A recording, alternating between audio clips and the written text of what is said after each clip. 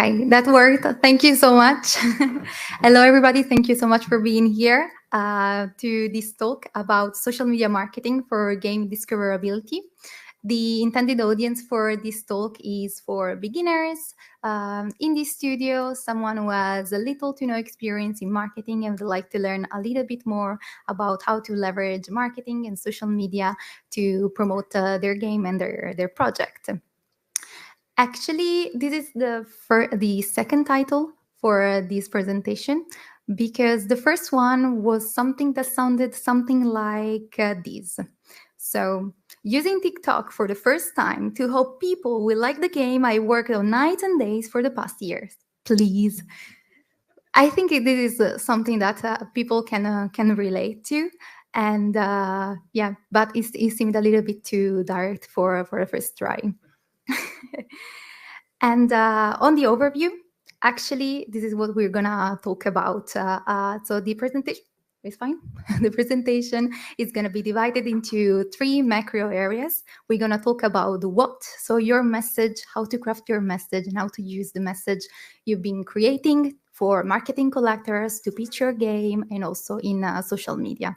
And also the who, so who are we talking to? So your audience, how to find them, how to talk to them, and what are like some content creation tips and tricks you can use. And also where, so your channels, how to define them, how to choose them, and what you should really do about them. Now a little bit about myself and the game. I am Federica Nocerino. I'm a freelance marketer. I work in tech software and gaming. I work mainly with indie gaming, and I'm also a Women in Games ambassador. I'm super humbled and very happy to go around Europe and advocate for values such as inclusivity, diversity, and accessibility. So this is something I really care about, and I think it's very important, especially in our industry. Now, a game. I don't know if you know the game. Tell me what kind of music you like, and I will tell you who you are. But now I want to do something similar with the games, some games that I played and that I liked, and you can guess the kind of person that I am. So voila, this is a little selection of some games I played. Please don't judge and don't get too suspicious about Animal Crossing and Diablo very close to each other. They might be they are related or not related. Anyway, while I was thinking about how to craft this presentation, I also thought about my audience that could be very diverse, and not everyone could really understand how does it feel to market a game. So maybe people are just starting out. So I really wanted to find like a video, an animation that could sum up how does it feel. So I found that this animation dated 1969, and I think it's going to be pretty eloquent. Let's see if there is the audio now.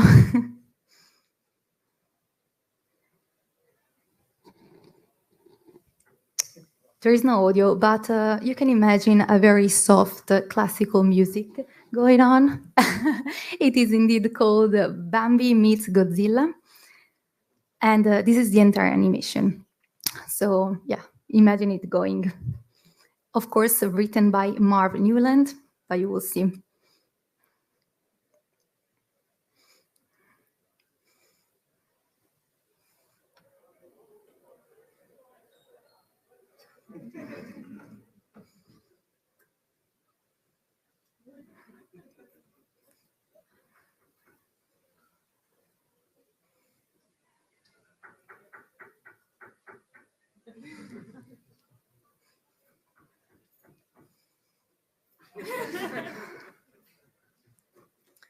Yeah, that's a special meeting for sure. But this is just to give you an idea that sometimes thinking about marketing your game and social media marketing and being out there and trying to hope people will actually like and find your game can be overwhelming, and that's rightly so. In fact, marketing is one of those umbrella terms, one of those things that is very hard to explain to your parents. that actually has a lot of things in it. It can be anything to strategy, SEO, CRM, CMS, a lot of buzzwords sometimes that do make sense actually. PR, branding, and social media is just a part of it. On top of that, there are also different ways of looking at marketing, different approaches, point of view, and visions, based also on the professional that is doing that. My personal description of marketing, it's the one that actually wants to put emphasis on the connection that it creates. I feel like good marketing really creates a bridge, a connection at the right time with the right person. So it's just a way to make the two meet. And what I think it's also important is that it's not just about sales or revenues, or I want that my project and my game is out there and people buy it to just, of course, earn a revenue. That is also important. But I think what is the everlasting, and you can work on top of it also after the launch of your game or at any time when maybe your game has plateau, it's definitely the connection, the community. So building the community, I feel like, is something that it's definitely important and really shifts the framework from just sales driven to also connection driven and human centric. About the importance of the community, I feel like social media is super important because at the beginning, no one knows about you, or at least not yet. And also, community is definitely something that you want to keep in mind since the beginning or when you're approaching social media and marketing in general, because they all good.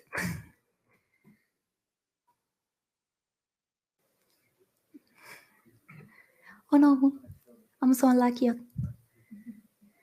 Cool. Okay, so community is your best and worst co-worker. So trying to understand how to talk to them, put them like front and center in your marketing effort. And since you're at the beginning, you have a gift. You are free to test, to make mistakes. No one is going to judge you too much about that. And you can definitely optimize. So you can take more risk indeed. Also, it's important because when things will go wrong, and they will go wrong, community can advocate for you. It's the one that will have your back and they can help you and they will engage with you, and also they will create content for you if they're really fun of and engage with your product. Now going on what, and so your message, how to craft your message, how to talk about your game, and how to use these framework to also create marketing collaterals to send to partners, to send to content creators, so that they can have a better view of your product and they can also learn how to talk about it.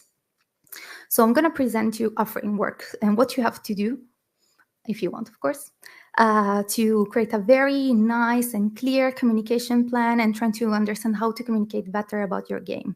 The first thing you want to do is to try and to create one sentence description. This one sentence description is how you would sell your game, how would you pitch your game in just one sentence, possibly, like the shortest way you can describe it. Then a short description that can be 200, 300 characters max. This is something also a recommendation in some stores. And well, you can elaborate a little bit more on that, but still gives the tone and some characteristic of your game, but doesn't go into details. And then a long description, and we'll see after how we can structure these. So I put you an example of a one-sentence description. This is not official. This is something that I made about this game, which is actually pretty popular. It's called Dave the Diver. So from this one sentence, that can, as I said, be definitely like an elevator pitch, we can understand that Dave the Diver is a casual single-player adventure RPG. You can fish and manage a sushi restaurant while uncovering mysterious secrets. I highlighted some words because they really tell you more about the genre of the game, what you can do, so the gameplay in blue, and a little bit about the narrative and the storytelling, so in the mysterious secrets. And this is effective because it gives you and gives the audience an idea in just one word, and it's something you want to also convey maybe to external partners. Maybe if you're seeking for a publisher and you want to create your pitch, or maybe you want to try to explain your game to content creators, and so on and so forth. It's something you can create and you can put in your stash of marketing text or copy. A short description, as I said, maximum 300 characters, should, again, identify your game genre. Gamers are really affectionate. They really know what they like and what kind of genre they're looking for. So define your game precisely. Don't be confused. Don't be like, it is a mix between this and that. I mean, try to be as precise as possible, even if your game has definitely some influences from different genres.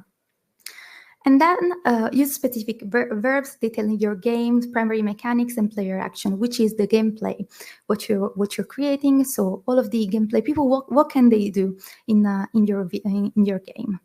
And again, communicate the essential appeal of your game. So anything that is unique, if maybe there are like interesting characters, if there is an interesting narrative, a plot, something like that. This is the official description of the same game that I presented before. So David the Diver is a casual single-player adventure RPG featuring deep-sea exploration and fishing during the day and sushi restaurant management at night.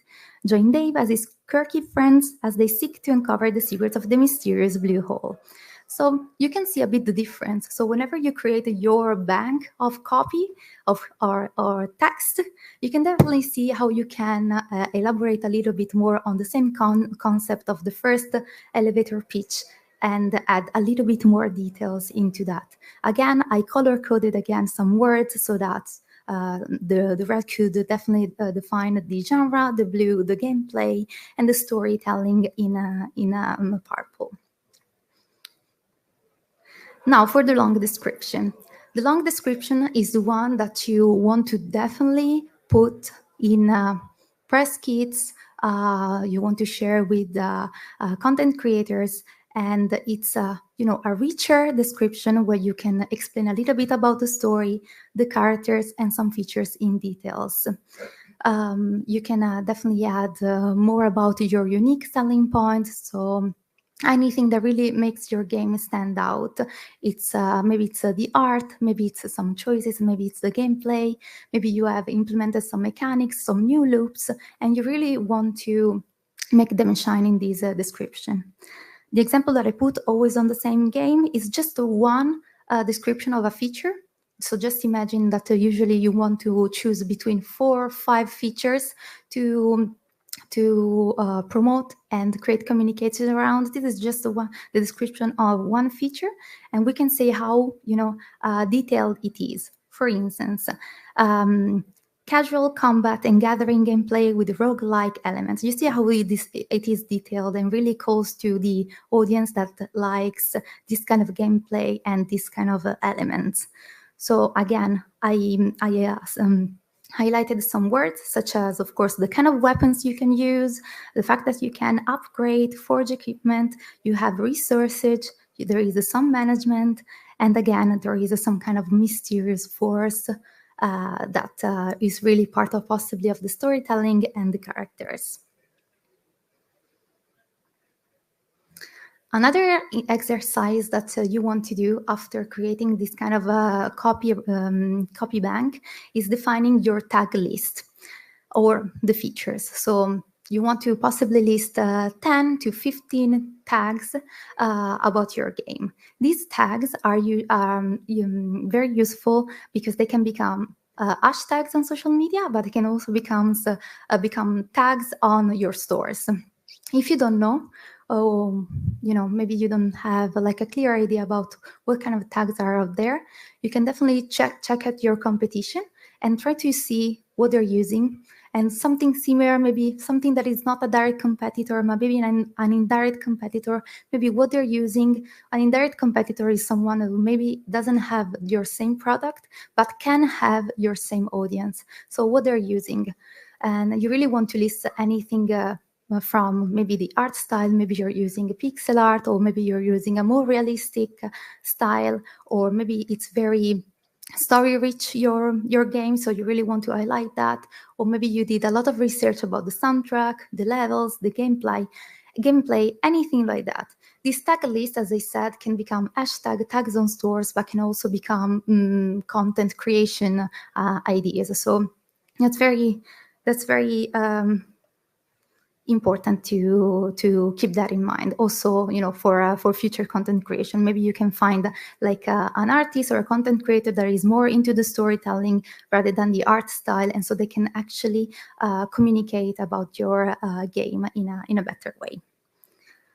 About the language, so which is the kind of language you should choose to create this kind of bank of messaging. So we need to also make a distinction between what is the game language and what is possibly the store language. The game language is the one that the languages that in which your game will be available in, and actually also the main language of your external communications. So definitely choose something you're comfortable with, and that can possibly reach the target audience and your market. So definitely anything that you're comfortable, you have decided for your product. For the store language, actually, so whenever you are creating content based on this bank of messages, what I would suggest is to localize the text in as many languages as possible, just for discoverability purposes, so that, of course, the stores can work better and can understand better about your game, and definitely can also make the game more featured in front of the right audience, even if they maybe don't speak the language of the game, but they will understand the description. Sometimes actually possibly people will understand English, and even if their story is in a different language. So that is a trick you can use to localize definitely the store language. Now, we can move on to the who. So, as I said, your audience. Crafting these messages is first an exercise about your product first, but no kind of a message will actually work if that is not valuable to your audience. So, I'm going to present to you like some exercise you can do to try to understand who your audience is and how to create content that really is valuable to them and it speaks to in their language, actually. The first marketing exercise you want to do is to create like an identikit, like an ID card of your audience, and define like the so-called persona you're referring to. It's important to say that your audience might be very diverse, and these are exercises that can help you in your strategy, in your planning, and your day-to-day. But you should also consider that possibly you will have 4 of these identikits, and at the same time, your audience might also be someone and somewhere you didn't think at the very beginning.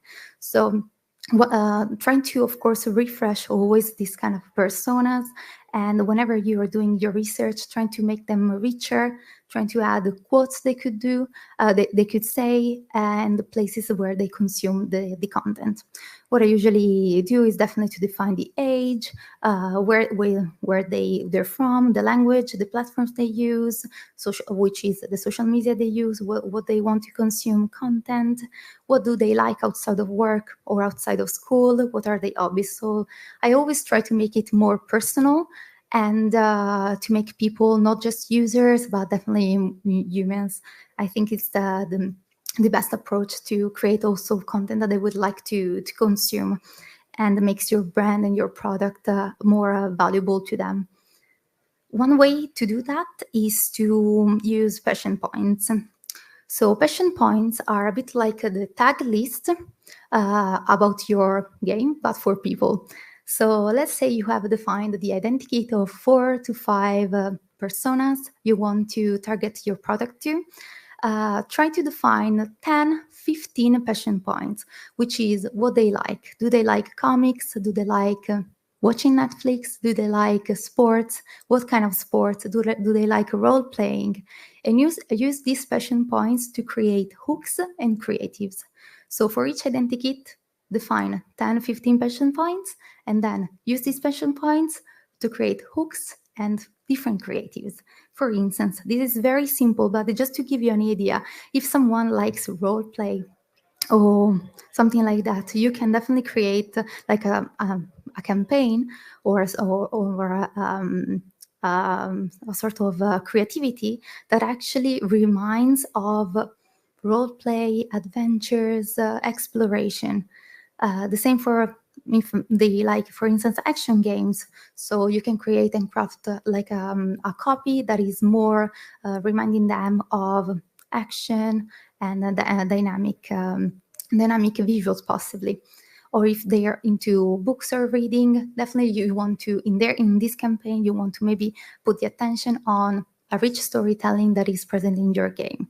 So definitely use what they like to create visually, creatively, and also in terms of text, what can grab their attention. A good point is to always craft the communication about your game features and always add a call to action. At this point, you also want to define what is your leads collector. So what is like the place in which you want to lead your user, and really depends, of course, at the part of the and the point in your development where you're at. So can be anything to, I don't know, wish list, to the store, to maybe a newsletter, maybe to a Discord community. So it really depends on what time in the development process you are. So last macro areas we're going to talk about is the channels. So where do people live and what kind of channels you want to choose. So we're going to start at the very beginning. So what you want to do is definitely to create, as you do in development, possibly like a roadmap. This is the basic roadmap. This is like a super, is a super basic roadmap, possibly with your development ideas. And then you want to populate this roadmap with your selection of marketing and channels. Choosing your channels doesn't have to be overwhelming. So choose the channels you're comfortable with and you want to test on. So there are like so many channels you can test, but definitely try to first do with what you're comfortable with. You can actually create content for, and it's more natural to you. If you're more into writing, then maybe like a newsletter or maybe some more frequent tweets are the good things for you, and maybe you can actually ask for like a sort of external help, or like you can put a little bit more effort in some kind of content creation for other platforms that you may be testing. But just try to choose and to experiment to one at a time. If you want to go further also at this point, trying to set the KPI, so what is gonna measure the success of your campaign, and also try to keep in mind that this KPI, so this how do you measure success, should be relevant, reachable, should be like a smart goal in a way. So should be something that is time bound and something that it doesn't have to be too ambitious. So sometimes success looks something like very, very easy in the end. And try to also keep in mind that when you plan your communications, it's definitely a sort of controlled effort of what you're going to talk about. There is no point in shooting everything all at once. So you're going to actually get burnt out and maybe run out of content pretty quickly otherwise. So just to recap, what we're going to do on the channels is to define the roadmap, define the channels that we want to use and the one that we want to test, and then go on with the content. I'm going to now give you some kind of content guidelines as to something that it's nice to do and actually goes about some passion point and things that we actually discussed a little bit earlier. So as I said before, I think passion points are interesting to hook the people. and to make the content you're talking about and presenting the content in an interesting way. But at the same time, we want to fit in within the culture they're living. So trying to understand how your product is fitting in trends and also in cultural products that are other than video games. So music, movies, sports, books, anything like that. So trying to make it more about them than your product, especially at the beginning when no one knows about you yet. Now, I'm going to give you like 6 brief content guidelines I think they're very useful to keep in mind that we can definitely merge and use along with these strategies. So in some sort of social media, I'm thinking about especially TikTok. Some trends are more important than others. And we can also define that these trends are actually very important in some situation. At the same time, not all trends will actually define the success of your game like in a night. So try to understand what are the trends that trigger that and actually do not come directly from you, but can also trigger the content creation from others. So we've seen that almost 70% of Gen Z consumers created digital content. So it means that especially the younger generation really want to create content, really want to engage with content. So giving them the possibility to engage with your content actively through content creation, anything like that actually is a possible good strategy. Another content guidelines is definitely maybe think about your tone of voice. So what is the kind of tone of voice you want to have for your brand, for your project, or what is the tone of voice you want to have on a specific platform? You don't have to have the same strategy on all the social medias. Try to understand also in how you differ from your competitors and how you can actually be unique also on the social media, on your social media marketing strategy. At the same time, we did the exercise of creating the bank of messages for a reason, because less is definitely more. So clear communication and trying to be as straightforward as possible and trying to explain your game and your effort and your journey in plain terms sometimes pays off definitely better. Then once you're there, once the content is there, listen and act. In fact, if you're not yet ready to receive feedback, maybe sometimes a bit too direct feedback, maybe it's something that you want to do, you don't want to do it yet. So just be ready that whenever you're going to put the content out there, gamers will be very opinionated and possibly not be always by your side. But just listen and act with kindness. I think it's going to be a good strategy. Again, if you haven't thought about having brand guidelines and having a polished look, so this is something that can really elevate your product and define, of course, a sort of marketing art direction. Is something that really also helps you in the content creation, because you don't have to think each time which colors will I use, which assets should I use, and so on and so forth. And definitely collaborations. In terms of collaboration, trying to enhance your product with content creators so that can collaborate with you, co-create with you, and add on top of the product you're making. So they can tell a different story, but at the same time actually make it shine. Now, a tool. This is interesting. This is a tool that I like for. It is mainly for Reddit. So if you want to take a note on that, I think it's very interesting. So basically, it's going to show you a graph of subreddits and how they are closely connected to each other. And it's very useful because if you type in it something like, I think that one was Minecraft that I typed in, it shows you how closely interconnected some topics are to your game. So let's say maybe you want to choose some like a Reddit that is definitely related to your game genre. You can check, okay, so my genre is closely connected to this kind of a topic, so maybe I want to create content on that. And once you have this graph, you can also click on the different subreddits, and you can define what kind of content that they're talking about, in which formats, if they're using memes, if they're choosing articles, and so on and so forth. So you can also have an idea as to what kind of creativity to create on that.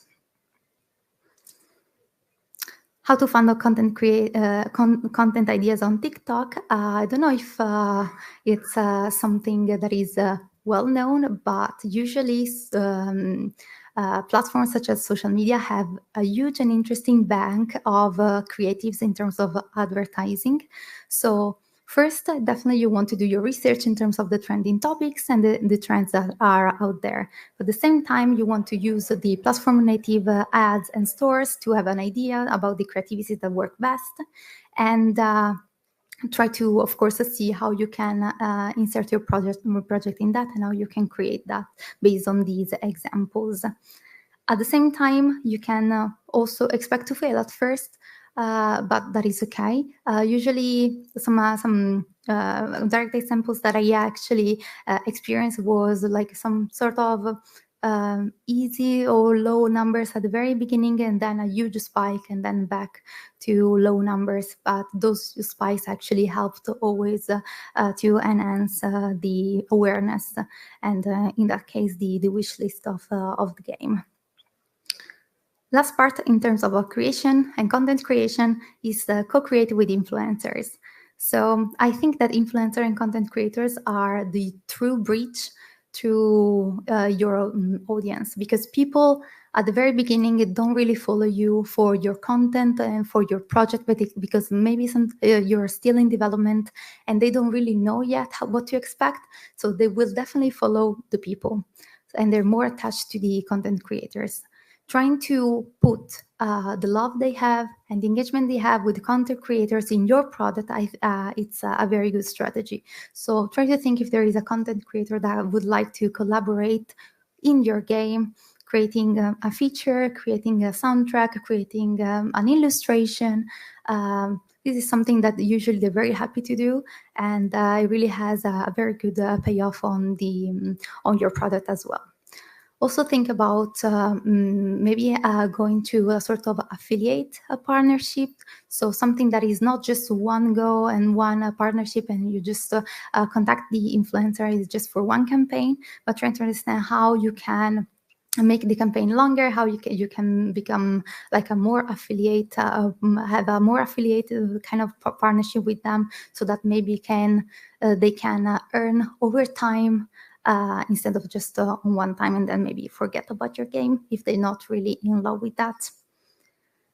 Last point that I would like to mention is that influencers to me are really similar to PR. So definitely, if something that you're not familiar with, create a list of PR and influencers and try to build a relationship with them.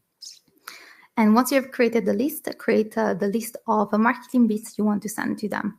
Marketing bits are really something that you want to define also possibly at the beginning, if that is possible. When we did the exercise of the roadmap, you can add, of course, anything that you would like to think about, to talk about, and others to talk about, like cool features, release date, wish list open, demo available, and trailer. And if you are in a small studio and you really have close relationship with the development, I think it's very important to keep the communication open as to possibly create and develop features that actually are very good also for marketing purposes. I'm going to give you 3 examples. They're pretty famous. Maybe you don't know all of them, but that I really like, to be fair, of social media marketing case studies that I liked a lot. And what I would like actually to highlight more is definitely how they communicated with their audience, how they created content, and also how they enabled their community to create content. This is possibly something that is very famous. I think Among Us. This is a very nice case studies because of the community and the engagement they had with the community. I think it's super important, and I think it's a best practice when it comes to influencer marketing, content creation marketing, but also being very straightforward with your communication, speaking the same language, making it all about them. And now my favorite part, I would say, is definitely about their meme marketing. So what you want to do is definitely maybe collect memes about someone who is possibly your competitors and try to create something that is relevant for you. So trying to analyze the memes, how they're how they're made. Yeah, the one with the dog is my favorite, possibly. Another one is pretty famous. Now you will remember the games that I liked. It's definitely Animal Crossing. Of course, they're not indie game. It's not an indie game, but I think it's very important because they really chose kind of a communication which was not corporate, especially for this launch. It was very direct. It was it leveraged also smaller influencer and content creators, and it was very in line with their tone of voice and their brand identity overall. I think it was also important because indeed people would actually create more content and share it with others in an easier way. And again, as I said, the content creation was very, very interesting, especially on the fun part. Last case studies that I liked a lot, because everyone is a little bit evil inside, is Entitled Goods Game. And yeah, if you don't know, the game is you can be a goose that actually creates troubles to people, basically. So this is an example, as I said, if you can collaborate with your development to maybe communicate and create content and communication that really speaks about the nature and the appeal of your project. And again, I think it's a very nice example of how you can definitely be direct, not think too much, don't be too much and too worried about how other people will think, how will they perceive your game, how just speak the language of your audience possibly, and they will actually appreciate that. So this is my selection, my favorite selection of memes about that. So yeah, also on this, please don't judge. But yeah, so just to sum up some key takeaways, start from the planning. The roadmap plans your accounts and tactics, possibly trying to keep in mind what is your product, who are you talking to, and what are the channels you want to try it out at the first. Try to collaborate with development if you can. So if you are the only one taking care of the marketing, that is going to be easier. If there are already two people, sometimes it gets tougher. But trying to communicate with them and trying to understand how and when you can control the communication outside, and create content and also possibility for others to engage.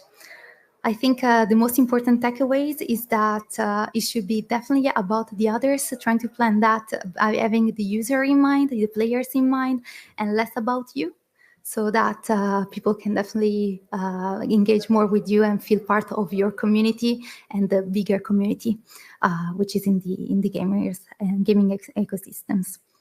So I think that's it. Thank you so much for listening to my talk. If you have any questions, thank you.